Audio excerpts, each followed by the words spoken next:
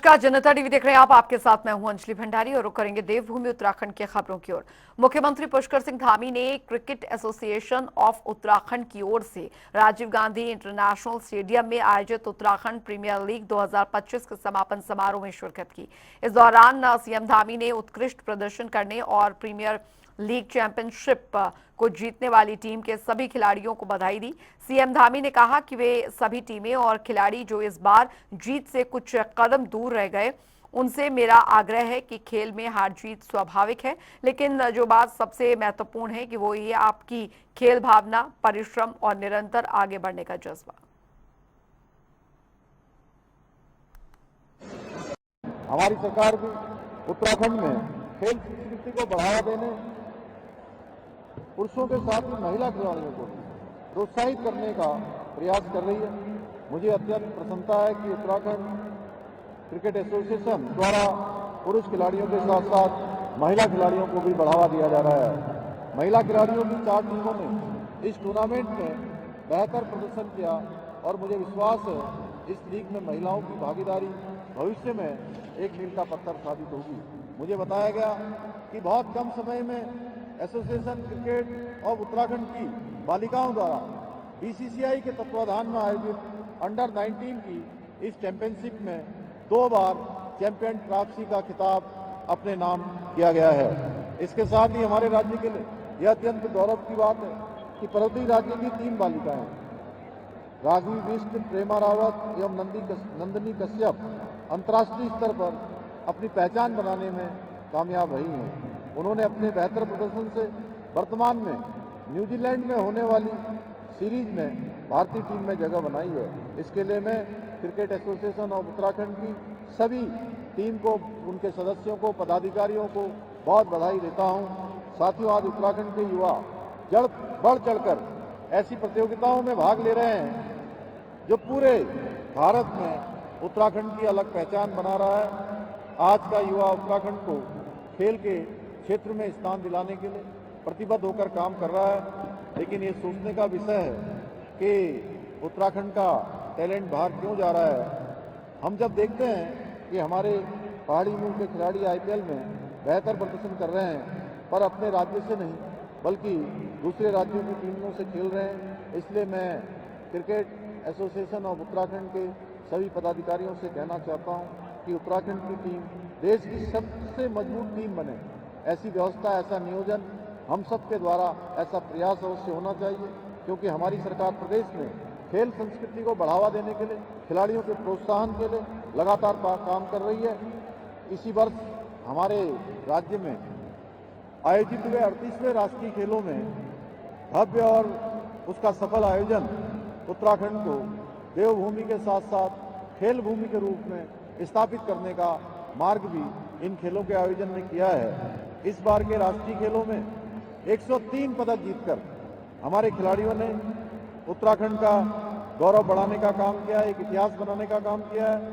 आज उत्तराखंड में विश्व स्तरीय स्पोर्ट्स इंफ्रास्ट्रक्चर के मामले में देश के प्रमुख राज्यों में गिना जाने लगा है। अब हमारे प्रदेश में राष्ट्रीय ही नहीं बल्कि अंतर्राष्ट्रीय स्तर की खेल प्रतियोगिताओं के आयोजन भी होने लग गए हैं। साथियों, हमारी सरकार उत्तराखंड को खेल भूमि के रूप में स्थापित करने के उद्देश्य से शीघ्र ही स्पोर्ट्स लीगेसी प्लान भी लागू करने जा रही है, जिसके अंदर प्रदेश के प्रमुख 8 शहरों में 23 खेल अकादमियों की स्थापना की जाएगी। इन अकादमियों को प्रत्येक वर्ष 920 विश्व स्तरीय एथलीट और 1000 अन्य खिलाड़ी उच्च स्तरीय प्रशिक्षण प्राप्त कर सकेंगे। इतना ही नहीं, हमारी सरकार हल्द्वानी में उत्तराखंड का पहला खेल विश्वविद्यालय बनाने जा रही है और इस पर हम तेजी से काम कर रहे हैं। महिला स्पोर्ट्स कॉलेज स्थापित करने की दिशा में भी काम कर रहे हैं। साथियों, प्रदेश के खेलों के समग्र विकास के लिए हमने नई खेल नीति भी लागू की है। इसी नीति के अंतर्गत राष्ट्रीय और अंतर्राष्ट्रीय स्तर पर पदक विजेता खिलाड़ियों को आउट ऑफ टर्म सरकारी नौकरी दी जा रही है। इसके साथ ही उदयमान खिलाड़ी प्रोत्साहन योजना, मुख्यमंत्री खेल विकास निधि, ऐसी अनेक योजना, खेल किट योजना जैसी कार्यक्रमों के माध्यम से राज्य के युवा एवं उभरते हुए खिलाड़ियों को प्रोत्साहित करने का काम हो रहा है। यही नहीं, उत्तराखंड खेल रत्न पुरस्कार, हिमालय खेल रत्न पुरस्कार प्रदान कर खिलाड़ियों की जो योग्यता है उसको सम्मानित कर रहे हैं। इसके अलावा हमने प्रदेश की राजकीय सेवाओं में खिलाड़ियों के लिए 4% खेल कोटे को पुनः लागू किया है, जिससे हमारे खिलाड़ियों के परिश्रम और कौशल को उचित सम्मान और अवसर मिल सके। साथियों, आज के अवसर पर मैं आप सभी खिलाड़ियों को बहुत बधाई देना चाहता हूं और इस प्रकार की जो प्रीमियर लीग हो रही है वो निश्चित रूप से, और जिस प्रकार का यहाँ पर एक एटमॉस्फेयर बना है, वो आने वाले समय में हमारे सभी खिलाड़ियों को उनका टैलेंट जो अन्य स्थानों पर दिखता है, उसके लिए उनकी प्रतिभा का प्रदर्शन अब यहीं पर हो सकेगा। आने वाले समय में आईपीएल में भी हम आशा करते हैं कि हमारे राज्य से कई खिलाड़ी वहां भी प्रतिभाग करेंगे और वहां जाकर देवभूमि उत्तराखंड का नाम रोशन करेंगे। इसी के साथ मैं एक बार फिर से आप सभी को हृदय से बधाई देता हूं, हृदय से शुभकामनाएं।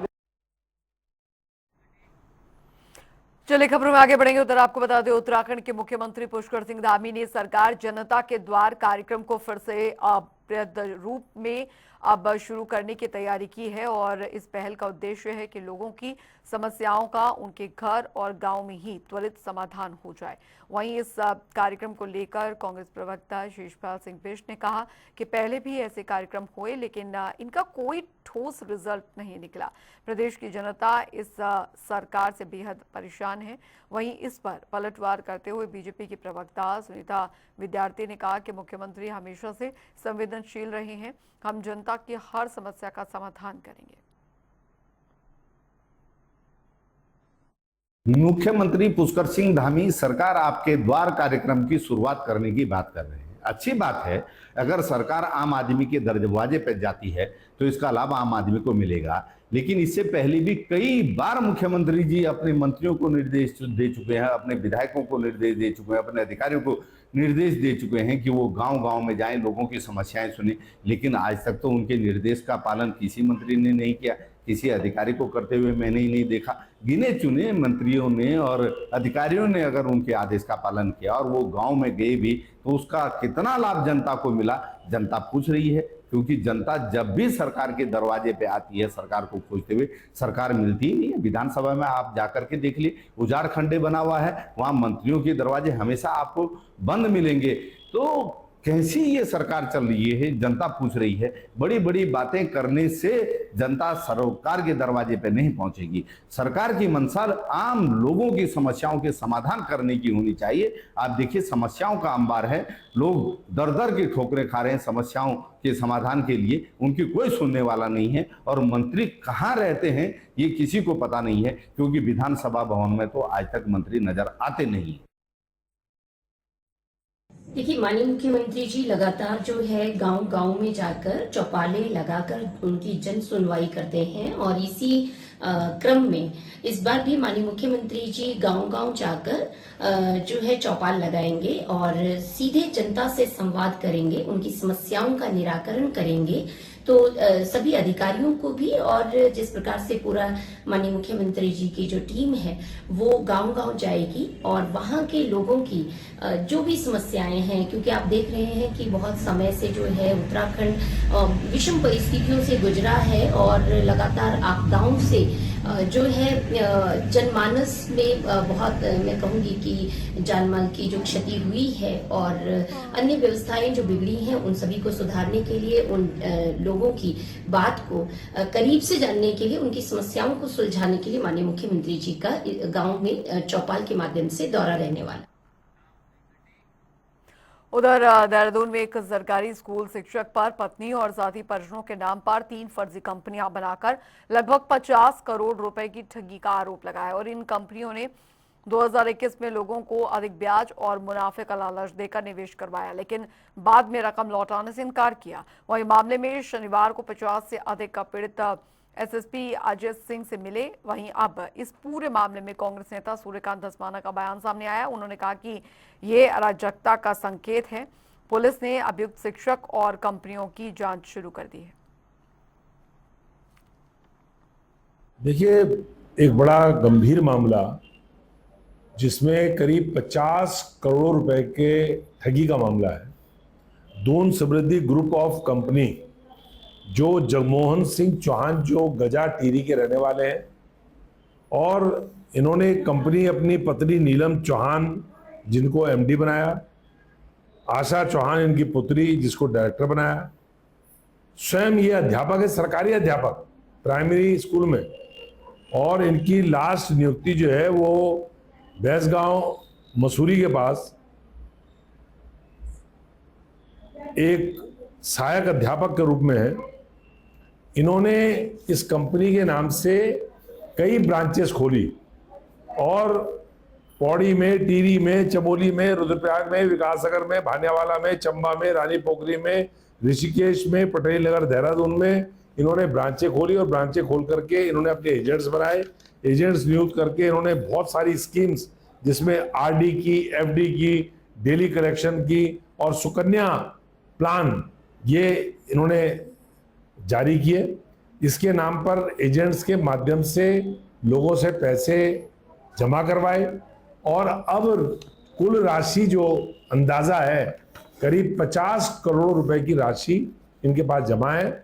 जब लोगों की मैच्योरिटी हो गई तो मैच्योरिटी का पैसा देने से इन्होंने हिचकिचाए और आनाकानी करने लगे। कई लोगों की मैच्योरिटी का समय जब काफी हो गया और लोगों ने दबाव बनाया तो अब ये पता लगा कि ये लापता हो रखे हैं। ये भी पता लगा कि इनका एक लड़का मेडिकल कर रहा है एमबीबीएस और लड़की भी एमबीबीएस कर रही। 2 राज्य के प्रतिष्ठित मेडिकल कॉलेजेस में इनके बच्चे एमबीबीएस कर रहे हैं और स्वयं ये लापता हैं पत्नी के साथ। करोड़ों रुपए लेकर के चंपत हो गए। लोगों ने इसकी एसएसपी से शिकायत करी, थाना नेहरू कॉलोनी में मुकदमा भी कायम करा दिया है, लेकिन इनका पता नहीं लग रहा है। अभी आज जो पीड़ित लोग हैं उनमें से बहुत सारे ऐसे लोग हैं जिनके पैसे जमा है। उधर आपको बता दें कि राजस्थान और मध्य प्रदेश में कफ सिरप से बच्चों की मौत के बाद अब उत्तराखंड सरकार ने तत्परता से कार्रवाई शुरू की है। मुख्यमंत्री पुष्कर सिंह धामी के निर्देश पर प्रतिबंधित सिरप पर कार्रवाई और मेडिकल दुकानों पर छापेमारी की जा रही है। एफडी और ड्रग कंट्रोलर ताजबर सिंह जग्गी ने बताया कि 4 साल के बच्चों को दोषपूर्ण सिरप न दिया जाए और साथ ही फिलहाल अब तक प्रदेश भर में 150 सैंपल्स उठाए जा चुके हैं और छापेमारी, सैंपलिंग और जांच जारी है। सारे अधिकारियों को कहा कि इस तरह से केवल वो न करें कि केवल दिवाली या नवरात्र है उस समय हमने कार्य करना, हमने रेगुलर मॉनिटरिंग के लिए कहा है और ये आदेश कर दिया गया है कि वो तुरंत जाकर के अपने जो भी वो कार्य कर रहे थे वो करते रहे रेगुलर और सैंपलिंग और छापेमारी का कार्य करते रहे। सर यात्रा मार्गों पर भी चलता रहेगा अभियान? यात्रा मार्गों में भी हम चला रहे हैं, अभियान अभी चल ही रहा हमारा। और आप देखेंगे जैसे कि हमारे जितने जब से आए हैं सारे जिलों में कार्रवाई तेज कर दी गई है। सैंपलिंग को भी इस तरह हमने बढ़ा दिया है कि जहाँ पहले कम सैंपल होते थे वहाँ प्रत्येक इंस्पेक्टर को 10 सैंपल उठाने के लिए कह दिया। सर लगभग इस बार कितने सैंपल भरे होंगे और सर क्या कुछ कार्रवाई उन पर गतिमान है सर? जो अभी हमने हमारे जो ड्रग इंस्पेक्टर उन्होंने 150 सैंपल उठाए हैं अभी, तो उसके ऊपर हमने लैब को भेजा। लैब को हमने कहा 15 दिन में रिपोर्ट जारी कर दें। उधर उत्तराखंड के मुख्यमंत्री पुष्कर सिंह धामी ने दीपावली से पहले प्रदेश में सभी सड़कों को गड्ढा मुक्त करने के निर्देश दिए हैं। मुख्यमंत्री के सचिव और गढ़वाल मंडलायुक्त विनय शंकर पांडे ने कहा कि मुख्यमंत्री धामी ने पिछले दिनों पीडब्ल्यूडी विभाग की समीक्षा बैठक के दौरान अधिकारियों को दीपावली से पहले सभी सड़कों को दुरुस्त करने के निर्देश दिए। उन्होंने बताया कि मीटिंग के दौरान पीडब्ल्यूडी ने बताया कि 3888 किलोमीटर सड़कों को गड्ढा मुक्त करने के लिए युद्ध स्तर से काम किया जा रहा है।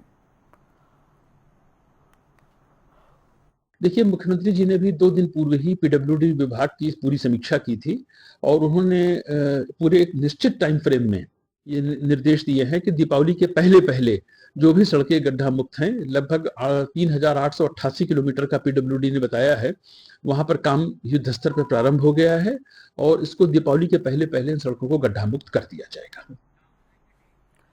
और आगे बढ़ेंगे। इस बीच आ रही है बड़ी खबर, बड़ी जानकारी आ रही है, वो आपको बता दें। तो बड़ी खबर, बड़ी जानकारी आपको बताने जा रहे हैं। प्रदेश में भारी बारिश का अलर्ट जारी। मौसम विभाग ने अलर्ट जारी किया है। 6 और 7 अक्टूबर के लिए ऑरेंज अलर्ट जारी किया है। कई जिलों में भारी बारिश की संभावना जताई जा रही है। ऊंचाई वाले क्षेत्रों में बर्फबारी के आसार हैं। तापमान में गिरावट दर्ज की गई है और आपको बता दें देहरादून समेत अन्य क्षेत्रों में आज सुबह हल्की बारिश हुई है। प्रशासन की लोगों से अपील है अनावश्यक यात्रा करने से बचें। फिलहाल मौसम जो है वो खराब बना रहेगा। मौसम विभाग की तरफ से ये चेतावनी यहाँ पर जारी की गई है। 6 और 7 तारीख को कई जगहों पर तेज बारिश की संभावना जताई गई है। अनावश्यक यात्रा करने से बचे। फिलहाल लोगों से अपील की गई है। प्रदेश में भारी बारिश का राज्य मौसम विभाग की तरफ से अलर्ट जारी किया गया है। मौसम विभाग ने यह अलर्ट जारी किया है। इस वक्त की बड़ी खबर, बड़ी जानकारी आपको बता रहे हैं। 6 और 7 अक्टूबर को भारी बारिश का अलर्ट। कई जिलों में भारी बारिश की संभावना जताई गई है। ऊंचाई वाले क्षेत्रों में बर्फबारी के आसार जताए गए हैं। राज्य मौसम विभाग द्वारा तापमान में भी गिरावट दर्ज की जाएगी इस बारिश के बाद। तो देहरादून समेत अन्य क्षेत्रों में आज सुबह हल्की बारिश भी हुई है।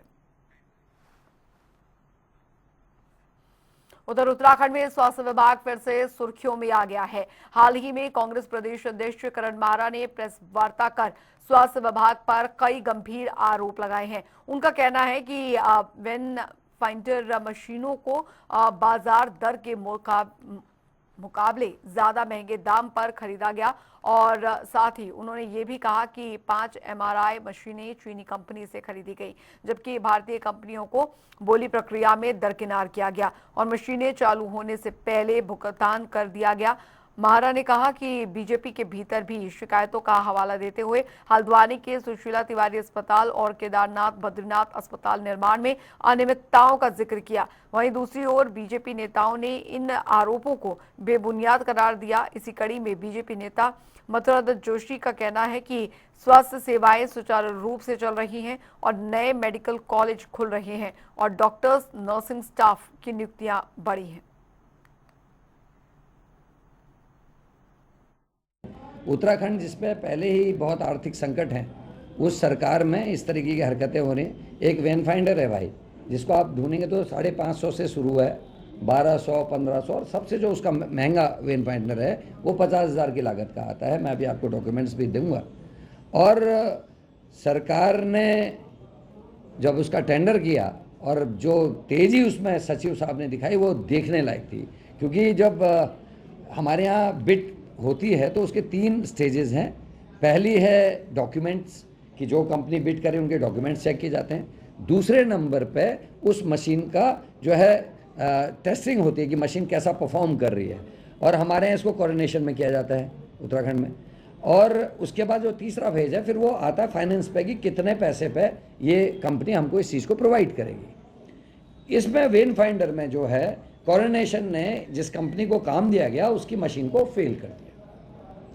सचिव महोदय ने जोर जबरदस्ती करके उस मशीन को दोबारा रीटेस्ट करने के लिए एम्स भेजा, जो कुख्यात है। इस समय सीबीआई जांच चल रही है, भर्तियों से लेकर वो एक डिस्क मिलती है जब आप पूरा टेस्ट करते हैं तो उसका टोटल वो देने का काम है, उसका वहाँ खेल चल रहा था। उस पर जांच बैठी है, दवाइयों पे जांच बैठी है। उस एम्स में उस मशीन को पास कराया जाता है और जिस वेन फाइंडर की कीमत 50,000 है और उसमें अगर स्टैंड लगा दो तो 50,000 का स्टैंड भी मान लीजिए, 1 लाख का मान लीजिए, तो मैक्सिमम 1.5 होना चाहिए। और 1 लाख का भी वो स्टैंड नहीं है, मैं गारंटी ले सकता हूँ। 5.5 लाख रुपए की लागत से उन मशीन को खरीदा गया वेन फाइंडर्स को, और 5 करोड़ 81 लाख रुपए के आसपास, 84 लाख के आसपास की खरीद। इसके साथ आ जाइए आप MRI मशीन, दादा 60 करोड़ रुपए की MRI मशीन ली गई, और जब ये खरीदी गई चाइनीज़ कंपनी से, जबकि हम इसमें एक कंपनी भारत की भी थी और ASME, जिसको बड़ा प्रचार बीजेपी कर रही है। प्रधानमंत्री जी कहते हैं कि मेक इन इंडिया का प्रमोशन होना चाहिए इनको।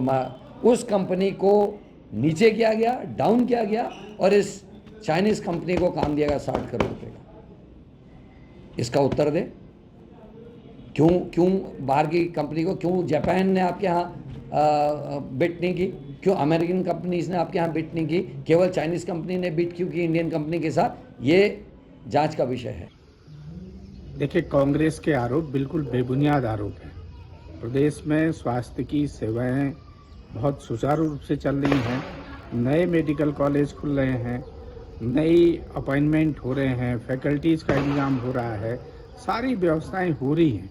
कांग्रेस तो केवल आरोप लगाने के लिए आरोप लगाती है, हिट एंड रन की पॉलिसी पे चलती है, आरोप लगाओ और भागो। कोई प्रमाण है तो प्रमाण के साथ उसको तथ्यों के साथ प्रस्तुत करें तो अच्छा लगता है। और ये पहली सरकार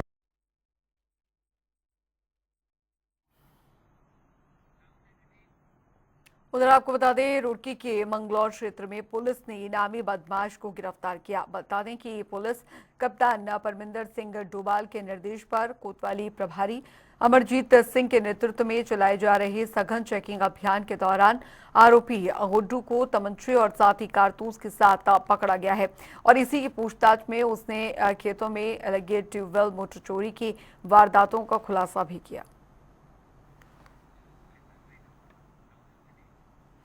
देवभूमि उत्तराखंड की खबरों में अभी के लिए फिलहाल इतना ही। वक्त एक छोटे से ब्रेक का।